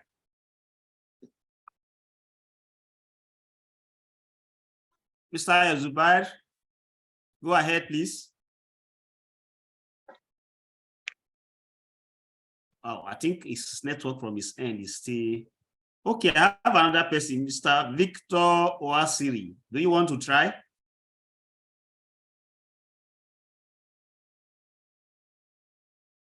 Does it raise his hand? Okay, Ayo Zubair, please unmute yourself. Let's see if you have unmuted yourself, but we can't still hear you. I think he has audio problem. Yes. Is Amechi still on this group? Amechi should talk. I know that their firm, they are making a lot of money from compensation. Okay, Mr. Amechi Nzi. Nzi, yeah. Good morning, sir. Good morning. Yeah, morning once again. Yes, sir. Just to, I'm the last person who responded. Just to expand on what he said, severance is more or less like he said, total in form of acquisition. Amechi, we are talking of severance and injurious affection in compensation, not in workplace. Please, I will penalize you. I will report you to Daddy. Yes, he needed that, sir. I will report you to Daddy. So let's, please, let's Bashir take it on. I was laughing, seriously laughing. That will not kill person today. When you can see, sorry, Bashir, before you go ahead, that's a way of, you know, easing the tension a little. In one of our sessions, during that time when I was handling project management, in one of our sections at the academy, I put a question to my people and I said, sorry, we were doing scheduling. And I said, sorry, what do you understand by the word flows? And hands up, all of them, what they said is that is the money you keep somewhere, you know, as precautionary reserve to, you know, to meet up some needs. That is float. What you set aside. That is exactly the similitude of what Anene has done today. You know, participants, don't mind me, Anene is my brother and my colleague at the academy. So, but when he was talking, I was like, Severance, but that's a good attempt. So let's hear from our Professor of Valuation, please. Bashir, I need to commend these questions. They are really very, very practical. Thank you. Thank you so much, sir, our Director of Study. Even before I answer the question, I think Amechi, we have to penalize Amechi. Just pay 1 million naira to academics account. Because I know you are part of us, and this must not be a new to you. I know you very well. So you are paying 1 million naira. Fine. Yes. That's just by the way. The question, one fundamental thing I want every one of us to know, particularly the participants, is that the issue of severance and injurious affection cannot come into play except where there is part acquisition of a property or land. So there must be part acquisition by government before you can talk about severance and injurious affection. And both has to do with reduction in value of retained property. Like severance, for example, is a reduction in value of the retained property as a result of the acquired part. So, and that of the injurious affection is also a reduction in value of the land retained as a result of the use to which the acquirer is being put. That is you can see the difference now. One, as a result of the acquired property, the reduction in value of the retained as a result of the acquired land. But the other one is not as a result of the acquired property, but as a result of the use to which the acquirer is being put. Let me give a good example. Let's say you have a property on Allen Avenue. For some of us who are conversant with Lagos, you have a property on Allen Avenue, and government want to expand the dual carriage. And part of your premises is acquired. And let's even say even the part that is being acquired, you know, alternatively, government needs an office on Allen Avenue, and the only place they want to acquire has about, let me say, two plots of land, and they wanted to acquire one plot out of it, and the frontage has been acquired. So they only leave easement in gross for you. That is the driving way. You know, the one that is facing Allen directly will not command the same value as the one that doesn't have frontage to Allen. And because the frontage has been acquired, and you now have the rear part of the land as your home, it will affect the value of the one. So it's as a result of the frontage that is acquired that is now affecting the value of the remaining one that they did not acquire, and that is severance. But in terms of injurious affection, It's also a reduction in retained land as a result of the use. A result of the use in this case, let's use railway as an example. This Lagos State, Lagos Kano rail line. You will know it passes through from Ido, from Apapa Ido axis up to Mushin, up to Ikeja, and to that axis. There are properties, besides that rail line. If assuming a part of that land is acquired, because I know a lot of land were acquired, land are acquired along that axis. If I know of a church that is being affected and they pay so much, but after acquiring the land and it's been put into railway use, and you all know that if train is passing, the noise is heavy. If the noise train is generating, is affecting the occupant of property along that axis, and as such, people are not, interested in moving to that place again.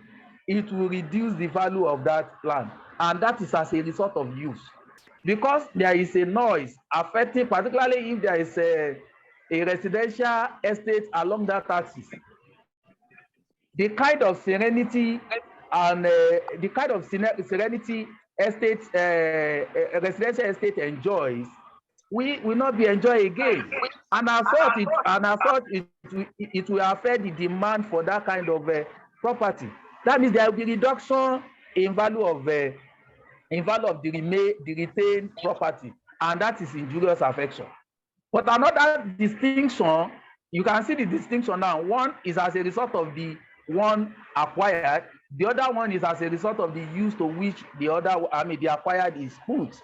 But injurious affection can also come to play even when the property is not being acquired at all, particularly in Niger Delta area, where government will acquire land for exploration of crude oil, and even in the process of using the acquired land, there is oil spillage, and that spillage affects the rivers, it affects the farmland, it affects everything.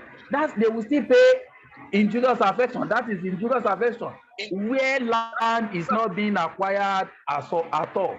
But the main distinction is that the one is as a result, that's the severance, is as a result of the acquired land affecting the unacquired one.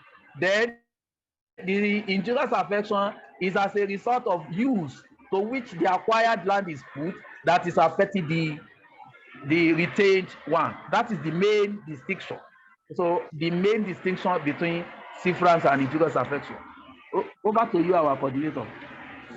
All right, thank you so much, our head of valuation, for the wonderful explanation. Any member of the panel, does any member of the panel wants to add something? Okay, I want to say that this is by my time here, this is 10 minutes to 12. Ordinarily, this session is supposed to be ended by 10 minutes past 12. So I want to crave the indulgence of the panelists and participants to extend this session by 1 hour so that we'll be able to attend to other aspects. We are just on valuation. And like I said earlier, valuation will normally behave this way because there are explanations, and one response to a question can lead to other questions that will also require response, as we have seen so far. So I want to crave the indulgence of the panelists as well as the participants to extend this session by 1 hour so that by 10 minutes past 1, we end the session and have our break. Are we all okay with this, panelists? Yes, sir. All right. All right, thank you so much. So, Miss Medina, please, the next question. Question 6. Let's hear from participants, please. Let's hear from participants. Okay, participants. Yes, sir, we are okay with it, sir. Okay, thank you. That response. All right, Ms. Medina, please go ahead. Question 6. A purpose-built church having 2,000 seating capacity is to be valued. Which of the conventional approaches to valuation is the best fitted for this exercise? Question 6. A purpose-built church having 2,000 seating capacity is to be valued. Which of the conventional approaches to valuation is the best fitted for this exercise? Thank you very much. The participants who wants to respond, please, your hands up. Oh, I have several hands up. Okay, let me take Mr. Tony. Sorry, Okoigere. I'm not too sure if I saw that well. So, Mr. Tony, please unmute yourself and let's have your name, your full name, and your location. Tony Okonigene. Okay, Mr. Tony Okonigene. Thank you. Thank you. From Abuja. From Abuja, thank you. All right, your response, please. Cost methods. That is in the cost method of valuation. Cost method of valuation. Okay, thank you very much. Mr. Adekule Shijuade, do you agree with him or you have a deviation to that? Yeah, I agree with him, sir. I'm okay with All right, thank you. Thank you very much. Our head of valuation. The answer is correct, sir. Yeah. All right, thank you very much. Any member of the panel that wants to add? All right, let's go to the next question. Oh, okay. Hello. Fire on. All right, Ms. Medina, let's go to question 7. Question 7.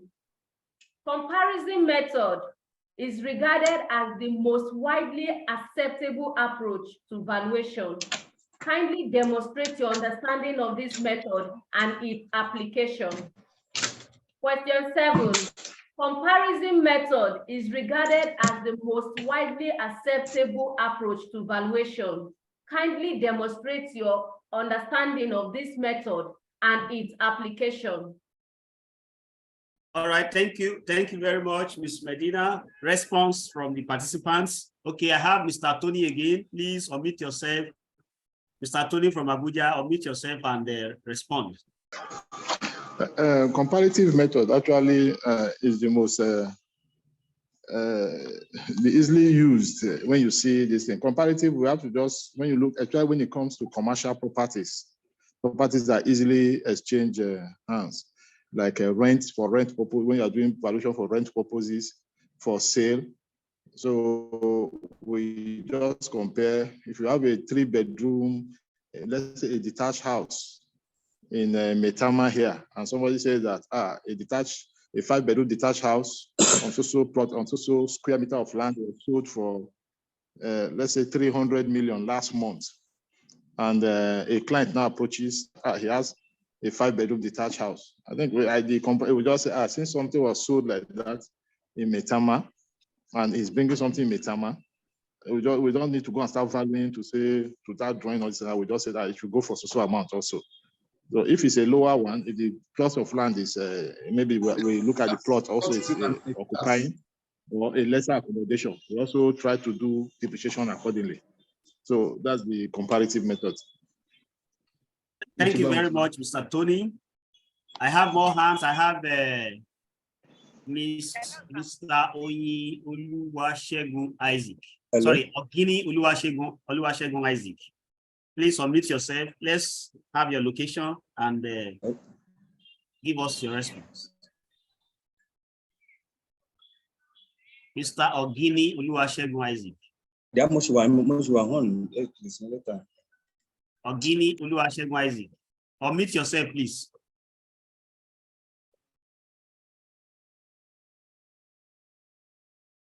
Kindly unmute yourself, please. Hello, sir. Okay, let's go to ESV Akintola.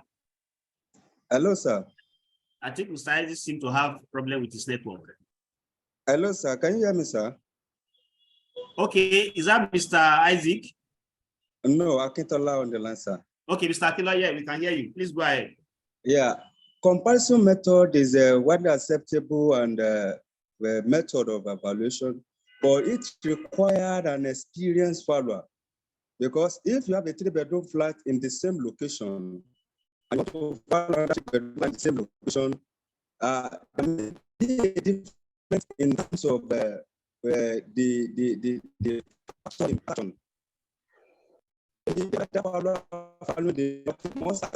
Is there any condition attached to the value ascribed initially? So those are the things that when compare one property to the other, the follower needs to take note. It's just as the first speaker said, that when you look at the property, but it requires now experienced follower to determine is there any other factor attributed to that value. Can I particularly use this value for my property in question I want to value? Because there's a added that says two property, identical property may not be the same in value. So those are the things that we need to consider in the comparison method of valuation, sir. All right, thank you very much, Akintola. I have, okay, let me take Miss Udoka Ogene. Good afternoon, sir. Yeah, afternoon, madam. Good afternoon, sir. Thank you very much. I just want to add to what the last speaker just said when he was talking about the adjustment that needs to be made after making comparison with similar properties. So I think what he was trying to state was you compare the time of sales, the location, that even if they're on the same street, one might have a better advantage than the other. So the time of sale, the location, other fiscal factors is what you really need to adjust to arrive at your own value. Thank you, sir. Thank you very much for the wonderful contribution. Then I have Mr. Rabiu Sharif. Mr. Rabiu Sharif, kindly unmute yourself. And where have you joined from? Hello, good morning all. My name is Rabiu Sharif. I'm joining you all from Kano State. Okay, Mr. Rabiu Sharif from Kano State. Please go ahead. Yes, a comparative method is one of the methods you can use in conjunction with other kind of method of valuations, which is a method that you can also use to checkmate the outcome of all other valuation methods. Thank you. All right, thank you very much. Yes, let's go to our valuation lecturer now, Esther Sobian Bashir Rahim. You've heard all the responses. Kindly validate and correct. Thank you, sir. Thank you so much, sir. I want to, anyway, other speaker, I want to correct Mr. Tony. I think he wanted to say adjustment. He said depreciation. There's no way depreciation can come in when you are using comparative method of valuation. It's only under cost that you make use of. I understand what you are trying to say, that you adjust for the differences, in the property. As we know that there is no two identical properties. We can only have similar properties. So, and that similarity, there may be differences in each of the property. That is the property, the subject property, and the comparable properties. So, comparative method of valuation, we all know that is the first approach, and in most cases, the best approach, except where there is no availability of data. Market data regarding the sales transaction of the similar property. And the economic principle behind comparative method is that what a similar property is being sold can comfortably be the price of another one that we want to sell, or probably we want to determine the value. So the only thing is that we look at the difference, we identify the differences and the dissimilarities. Then we now adjust for the similarities and as well adjust for the differences. So that adjustment can come in form of upward adjustment or downward adjustment. So that is a comparative, and it is a principle of substitution, and that's where that adjustment is, that the word adjustment will now come into play. That you want to substitute the comparables for the subject property. You want to substitute it for the subject property, and in doing that, you like the second speaker said. Perfect. I think second or third speaker who talked about, she's a female. She talked about the element of comparables. You now look at those elements that are similar to each other and those differences that are available. Then you look at those similarities and the differences, and it's that similarities and the differences that you want to adjust so that you can reflect the true value of the subject property. And in doing this, we have about 3 approaches to it. It could be the rule of thumb that we normally do. We appraise and we say, okay, in this one can go for this one. If this one is 3 million, automatically this can be, because when you talk about the rule of thumb, it can be based on the experience of the follower, based on the past job he has done. Okay, if this one is this, can be this. But in most cases, that is not scientific enough, because it might be subjective, and your opinion of your experience might be different from others. So, but if we approach it from the scientific rule, I said we have 3 approaches or 3 sub approaches to that. We have the rule of thumb, we have the grill analysis, then we have the endonic method. So endonic method is that's using regression analysis, and that is a statistical approach to it, which in most cases the spreadsheet knowledge of spreadsheet will help so much in doing that. But it is expected of a valuer that if you want to use comparison approach, at least make use of grill analysis. And that grill analysis, that means you want to, it's always done in tabular. In some cases, they refer to it as a graphic method. So you tabulate all the element of comparables. That is, you look at, okay, you see it could be in area of title, it could be in area of location, it could be in area of constructional details, it could be even in area of accommodational details, it could be in area of condition of the property, it could be in area of age that you want to adjust for. Okay, this property, it has been developed for like 10 years. It could be in the area of maintenance. So, and that is condition. So you now itemize all those areas one after the other, and you attach weight to it. That in attaching weight to each of those elements, it could be done by rule of thumb. That's based on experience. And it could also be done by attaching percentage to it, depending on the contribution of those elements to the value. Recall that we said title is very key. So when you're talking of title, you want to attach weight to title. The weight that will be attached to title will be more than virtually every other, because if the title is, if you are talking about, if all of them are freehold, though there is nothing like freehold in Nigeria again, we are still talking about leasehold. But at least most of the leasehold,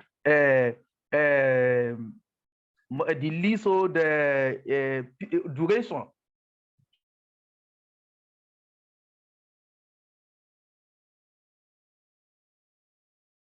Hello? For the one that has, yes, are you hearing me? Okay, we can hear you now. Yeah, that the one with 60 years can be seen as the same with the one with 99 years. So there must be adjustment. If the one you are filing is 99 years and the one you are using as comparable is 66, so that means that adjustment has to be done so that you can have the true value for the subject property. And that's just a brief or summary of what comparative method is all about. All right, thank you so much, sir, for the explanation. I'm sure that the participants are taking notes of the points. Okay, the panelists, any contribution from the panel? Thank you so much. Our expert has spoken well and has done justice to it.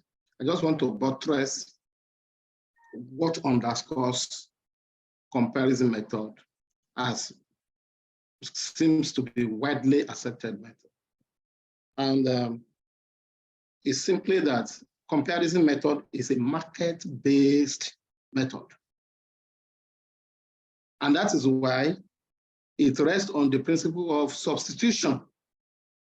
Because valuation, as a matter of fact, this is Jack Carvey now, they're liking valuation to market research and analysis of consumer behaviors of clients, behaviors of participants in the markets. So why is most widely accepted is because it's market-based. You look at the performance of the markets and take and rely on the performance of the market, subject to all the adjustments and analysis that have been said, to ensure that actually what we have observed from the market is a reflection of the true value of what you want to, the property you want to value. Part of what I want to add to it is even transaction conditions. In some cases, you have to take that into consideration. Yes. Because there are cases where transaction conditions could vary. So that underscores why comparison is most widely accepted. Because as a matter of fact, what can go, if a property A can go for X naira, it could equally be, property B could equally be, if it's a true substitute, could equally, could equally command the same X naira, subject to necessary adjustment based on comparability. Now, having said that, you equally recall that in all valuation methods, comparison underscores all valuation methods. There is no valuation method that does not involve comparison. Reason is that because you have to carry out survey, even land survey, the principle of it rests on comparison. When you take measurements, you are comparing. You are comparing standard of measurement with the object you want to measure. In the same vein, in valuation, you are comparing. So even if you want to use the investment method, you see it rests on comparison to analyze market data in terms of your rental income, deriving your rental income from the market and so on and so forth. So that is just to add to comparison. Now, before I forget, after the last question, before this one, a question flashed my mind. And that question is, that question was on cost method, church. And all of us agree that we are going to use cost method. But I don't think we established why. So my question is, what is the premise? Under what circumstance will cost method be a choice? Or why do we have choice of cost method for valuation of a church property? Please, let participants look into that. And equally, on that same vein, with the permission of my professor here, under what will be the premise of using comparison method? What is the premise of using profit method? What is the premise of using residual method? These are likely questions actually in interviews and in exams. So let's quickly address those ones, then we continue. I don't know if we are, what question are we now? Question 7. No, yes, 7, sir. So we have to go to, okay, I think we can quickly answer. So we have 3 more questions to go, right? Yes. Okay, so let's put that to participants. Okay. Why do we consider cost method as the most appropriate method for valuation of church property? Quickly, short response, please. Okay, participants, please. Let's start from cost, then we take other methods. Short response, why do we think okay, Mrs. Busayo Adegboye, please, you have the floor. Kindly unmute yourself. Hello? And if you take it from method to method, cost, profit, and so on and so forth. Okay, thank you, sir. I want to answer why cost method is best used for valuation of church, because our churches are properties that are not easily found in the market, that you can easily get market data from. So the best method to use to value church